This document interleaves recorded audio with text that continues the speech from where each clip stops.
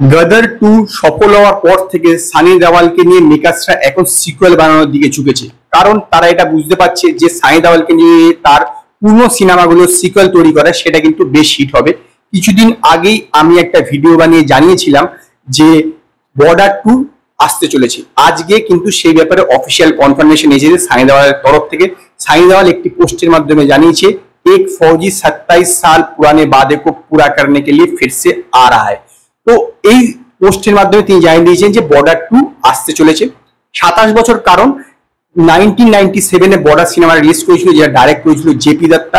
তো এই যে সিনেমাটা মানে বর্ডার 2 প্রডিউস করবে জেপি দত্তা ফিল্মস, মানে জেপি দত্তা প্রোডাকশন হাউস এবং ভূষণ কুমার জয়েন্টলি, এবং অক্টোবর মাস থেকে এই সিনেমার শুটিং শুরু হবে। এই সিনেমাটা লিখেছে জেপি দত্তার মেয়ে নিধি দত্তা এবং এতে মিউজিক দিচ্ছে আনু মালিক, যিনি অরিজিনাল ভার্সনটা মানে যে বর্ডার যে 1 ছিল বর্ডার সিনেমাটা, তাতেও কিন্তু এই আনু মালিকই মিউজিক দিয়েছিল।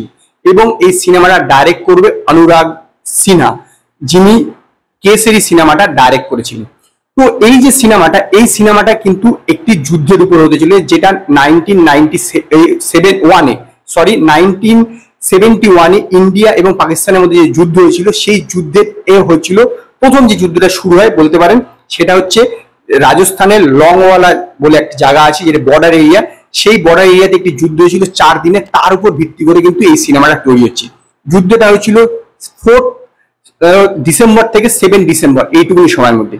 ঘটনাটা হচ্ছে যে 4 ডিসেম্বর যখন রাত্রিবেলায় পেট্রোলিং করার সময় বিএসএফ এর লোকরা দেখতে পায় যে ওই পাশ থেকে কিছু আওয়াজ হচ্ছে। তারা যখন বিষয়টা ভালো করে খুঁটিয়ে দেখে দূরবীনের মাধ্যমে, তখন দেখতে পায় যে অ্যারাউন্ড 3000 পাকিস্তানি সোলজার এবং 40টা ট্যাঙ্ক ইন্ডিয়ানের দিকে এগিয়ে আসছে। তো তারা হেডকোয়ার্টারকে জানায়, তো হেডকোয়ার্টার বলে তাদেরকে রিইনফোর্সমেন্ট পাঠাতে একটু সময় লাগবে, তো সেই সময় যেন তারা সাপোর্ট দেয়, মানে তারা একটু যুদ্ধটা জারি রাখে।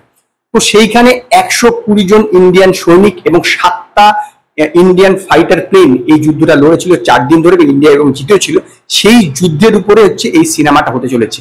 সেই যুদ্ধের নেতৃত্ব দিয়েছিলেন মেজর কুলদীপ সিং চাঁদপুরি, যে রোলটা করতে চলেছে সানি দেওয়াল। এই সিনেমাতে শোনা যাচ্ছে যে আয়ুষ্মান খুরানা একটি গুরুত্বপূর্ণ রোল করতে চলেছে, যদিও এই ব্যাপারে কোনো অফিসিয়াল কনফার্মেশন আসেনি।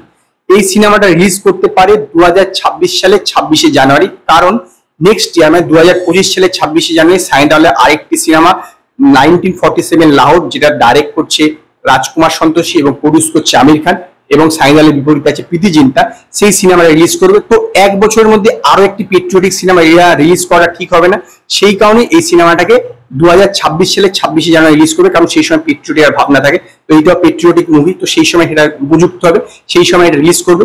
ইন বিটুইন মানে 2025 সালে সানি দেওয়াল এর 1947 লাহোর ছাড়া আরো 2খানা মুভি রিলিজ করবে। তো দেখা যাক কবে এর রিলিজ ডেটের অফিসিয়াল কনফার্মেশন আসে।